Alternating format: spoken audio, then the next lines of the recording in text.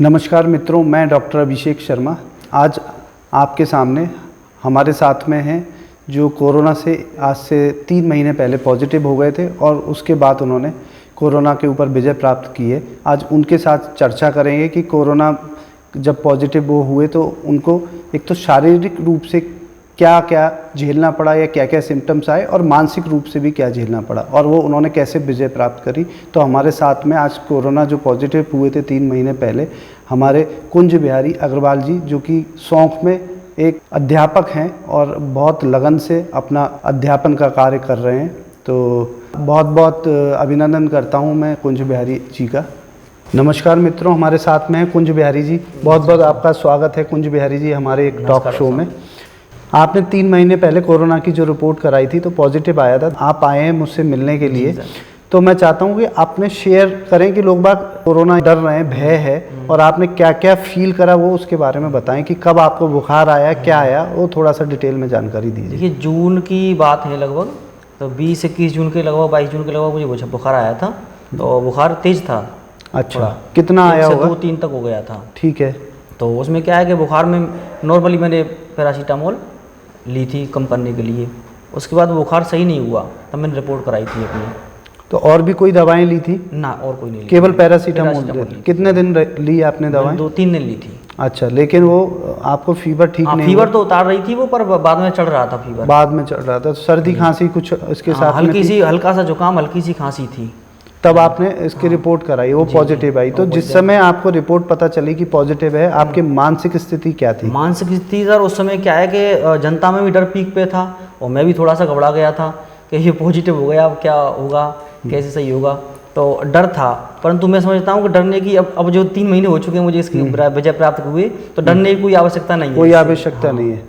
तो फिर उसके बाद में आप हॉस्पिटल में एडमिट हुए होंगे? एडमिट हुआ था मैं, प्राइवेट हॉस्पिटल में ही एडमिट हुए होंगे, क्योंकि मेरा संपर्क आपसे तभी हुआ था। जब मैं एडमिट हुआ था तभी संपर्क हुआ था। फेसबुक पे आपने डाला था और मैंने आपसे संपर्क करके आपने नंबर दिया। आपने जो आयुर्वेदिक दवाई भेजी थी, हाँ, तो आपका कोई आदमी लेके आया था और सपोर्ट करी थी आपने उस समय, तो वो दवाएं ली थी मैंने। अच्छा। हाँ, कुछ एलोपैथिक दवाइयों की गर्मी हो गई थी शरीर में, तो आपसे आप वहाँ पे एडमिट रहे थे। हाँ। तो एक तो मेरी दवाइयाँ जो भी आयुर्वेदिक मैंने सिंपल जो दवाइयाँ आपको दी थी, तो उससे शायद बुखार उखार सारा सब चीज़ें ठीक हो गई? हाँ, ठीक हो रही थी। अच्छा। फिर एलोपैथिक दवाइयाँ गर्मी कर गई थी थोड़ी सी। तो एलोपैथिक में मेरी आपसे जो बात हुई थी, जैसे क्लोरोक्विन दवाई आपने कहा SCQ दे दी क्लोरोक्विन, तो उस समय आपको ठंड या बुखार या कुछ भी नहीं था? जब वो चलाई थी कुछ नहीं था। लेकिन चलाने के बाद में उससे क्या कॉम्प्लिकेशन हुई? कॉम्प्लिकेशन क्या है, थोड़ा सा वीकनेस आ गई शरीर में, कमजोरी सी फील हुई और थोड़ा सा गले पे ब्लड से भी आ गया था। गले में ब्लड भी आ गया था? हाँ, मुझे ध्यान है कि आप घबरा के सुबह फ़ोन आया था कि ब्लड आ गया।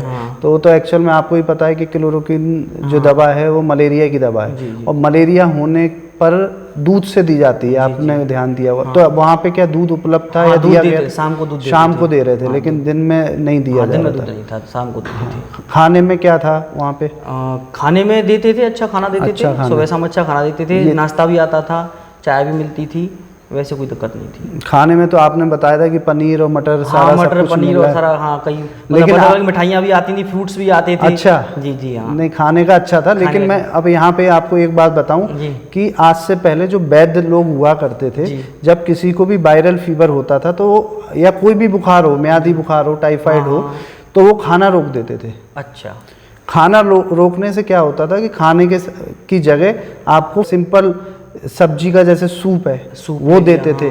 बहुत हुआ तो दाल का पानी दे दिया, नहीं तो लिक्विड डाइट आपको दी जाती थी पहले। और 3 दिन में रिपोर्ट्स जो भी होती थी या फीवर आता था, 3 दिन में पेशेंट ठीक हो जाता था। तो हमने इसके बाद आपके बाद में, आप तो पहले पेशेंट थे मेरे, उसके बाद में अब तक काफ़ी पेशेंट हमने ठीक कर दिए और सबका खाना रुकवा दिया है। अच्छा। क्योंकि उसका एक ठोस कारण ये है कि हमारे शरीर में कोई भी इन्फेक्शन अगर आया है तो हमारे लिए गर्मी की आवश्यकता है, हीट की। जो बुखार आ रहा है वो हमारे शरीर के लिए अच्छा है। मतलब जो तापमान हमारा बॉडी लेती है वो हमारे लिए अच्छा आपके होता है। लिए हमारे लिए अच्छा है, क्योंकि हमारे जो फाइटर सेल्स हैं अंदर, जो फाइटर है उनके लिए फ्यूल है, उनके लिए ताकत है, वो लड़ने की शक्ति आती है। तो आप जब खाना खा लोगे तो जो हमारे शरीर में पित्त है, जो गर्मी हम कहते हैं ना, पित्त है, वो वहाँ चला जाएगा उनको डाइजेशन करने में। अच्छा। तो वो उसको गर्मी नहीं मिलेगी। इसलिए हमारे जो पुराने के वैद्य थे कभी भी बुखार आने पे खाना छुड़वा देते थे, उसके पीछे यही साइंटिफिक कारण था कि वो पित्त कम ना हो बॉडी में, अग्नि जो है वो बढ़ जाए हमारी।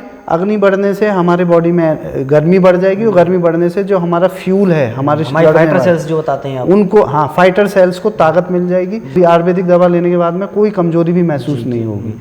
आपको कमजोरी का अब क्या हाल है? 3 महीने हो गए, अब कैसा लगता है? अब तो मैं सही हूँ फिट हूँ एकदम से। अब ठीक है। दवाइयाँ ली, हर्बल टी आपकी बहुत विशेष है डॉक्टर साहब। मैंने हर्बल टी रेगुलर ली वो, तो आपकी हर्बल टी का तो मैं कहूँगा वास्तव में वो रामबाण है। नहीं, हर्बल टी बाकी सारी दवाइयाँ मैंने ली हैं आपने जैसे जैसे बताई थी साथ में, तो बहुत अच्छा रिजल्ट रहा उनका। और हर्बल टी को तो ये मान लो कि मैं फ़ैन हो गया हूँ। नहीं, हर्बल टी का वास्तव में हमने कोरोना से करीब 8 महीने पहले ही ये बनाई थी, हर्बल टी इम्यूनिटी बढ़ाने के लिए। और मैं आपको बताना चाहूँगा, बहुत से पेशेंटों को बुखार आया, हमने पैरासीटामोल या कुछ भी नहीं थी, केवल हर्बल टी दी। अच्छा। और 5 से 6 कप दिन भर में पिलाए। अच्छा। तो हर्बल टी ने बहुत सारी चीज़ें रिकवर कर ली, और एनर्जी कंट्रोल कर लिया, बुखार भी कम कर दिया। एनर्जी आपने देखा होगा, पीने के बाद एकदम एनर्जी आती है, और शरीर पेट भी सही रहता है, इसे आपने देखा होगा इसमें। तो ईश्वर की कृपा है। मैं कहता रहा हूँ आपसे, हर्बल टी का तो फैन हूँ मैं आपकी का। नहीं, वो अच्छी ईश्वर की कृपा से अच्छी, बहुत अच्छा आपने प्रोडक्ट निकाला है। हाँ, बाकी और जो आपको क्या क्या दिमाग में आता था जब आप एडमिट थे? ऐसा कुछ लोगों का संदेश कि घबराना नहीं, या फिर बहुत से लोग घबराते होंगे, क्या ऐसा? कई शिक्षक साथियों ने और कई मेरे समाज में भी दोस्त हैं, परिवारजनों ने, रिश्तेदारों ने, सबने फ़ोन आते थे, सबके सब हौसला ही बढ़ाते थे। तो उन पॉजिटिव थिंकिंग से ना मेरा जो लेवल कॉन्फिडेंस का बढ़ जाता था, तो वो ज़्यादा रहा। मुझे लगता है कि मतलब कॉन्फिडेंस में अगर आदमी रहेगा तो वो जल्दी रिकवर करेगा। बिल्कुल सही बात है। तो ऐसे भी आपने पेशेंट देखे वहाँ पे जिनको कोई कॉन्फिडेंस नहीं दे रहा है, तो वो रिकवर होने में समय लग रहा है? हाँ जी, ऐसा था। और एक थे, वृद्ध थे, 84 साल के, और वो खुद में ही कॉन्फिडेंट रहते थे। वो खुद में ही अपना रेडियो चलाते थे, वहाँ पे गाने सुनते थे, बड़ी मस्ती से रहते थे, हमको भी मतलब अच्छा सा हंसाते थे, बातें करते थे खूब सारी, और वो बहुत जल्दी नेगेटिव हो गई और रिकवर हो गए, कोई दिक्कत नहीं। जबकि एक बार तो मुझे लगता है आपको बीच में जो दवाइयाँ गर्मी कर गई, तो ब्लड शुगर शायद 33-34, हाँ, 44 के करीब आ गया था, 44 आ गया था। और उसके बाद में एक बार काफ़ी फ़ोन आया आपका कि घबराहट, बेचैनी ज़्यादा हो गई है, वो हो गई थी। और जबकि वो 84 के थे और अच्छी थिंकिंग थी, और पॉजिटिव थिंकिंग के थे वो, मतलब खुद में अपने आप में पॉजिटिव रहते थे, उनको जरूरत नहीं थी किसी को मतलब मोटिवेट करते रहते थे औरों को। वो उनको कौन करेगा, उनकी एनर्जी कितनी थी, तो वो बहुत जल्दी नेगेटिव हो गई। अच्छा, तो मुझे लगा कि कॉन्फिडेंस लेवल अपर होना चाहिए। इसके लिए भी एक रिसर्च हुई है, मैं बताता हूँ आपको। रिसर्च ये हुई है कि किसी पेशेंट के लिए जैसे दर्द हो रहा था, तो उन्होंने एक इंजेक्शन लगाया है जो कि मॉर्फिन का होता है, मतलब पेन को कम करने के लिए सबसे अच्छा इंजेक्शन होता है।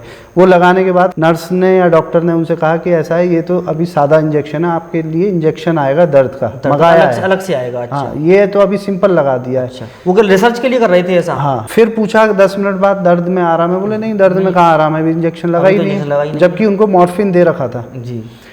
वही पेशेंट को उन्होंने डिस्टिल वाटर का इंजेक्शन लगाया, जो डिस्टिल सिंपल वाटर आता है, और बोले ये मॉर्फिन है, दुनिया का सबसे बढ़िया इंजेक्शन है, और ये दर्द आपका 2 मिनट में भी नहीं लगेंगे, उसको खत्म कर देगा। तो उस पेशेंट में 1-1.5-2 मिनट में पूरा दर्द सही हो गया उनका। अच्छा। इसका मतलब ये है, जब उन्होंने रिसर्च करी तो पता चला हमारा जो ब्रेन है वो हार्मोन्स पैदा करता है, जैसा आप पॉजिटिव हार्मोन्स पैदा करता होगा। वो हार्मोन्स पेन किलर हार्मोन उसने पैदा करे। हाँ, वही वाला कर दिया, पेन किलर ही कर दिया उसने, जो कि मॉर्फिन बताने से करता था, और पेन कम हो गया। इसका मतलब ये है कि आप अच्छा सोचोगे, गुड थिंकिंग होगी, पॉजिटिव सोचोगे, तो वैसे ही हमारे हार्मोन्स निकलेंगे कि मुझे कुछ हो ही नहीं सकता, तो आपके वैसे ही हार्मोन्स बॉडी और शरीर पे काम करेंगे। आप अगर नेगेटिव हो जाओगे, जो कि कोरोना के समय में घबराहट की वजह से आदमी खुद हो गया या लोगों ने, समाज ने कर दिया उसको, तो उसकी वजह से क्या उसको लगेगा, होप ही नहीं है कि मैं रहूंगा नहीं रहूंगा, बहुत खतरनाक बीमारी हो गई है, तो वैसे ही हार्मोन्स नेगेटिव बनेंगे और हमारी बॉडी पे इफेक्ट डालेंगे। तो आपने खुद ही अनुभव किया ऐसा? हाँ, मैंने खुद अनुभव किया है।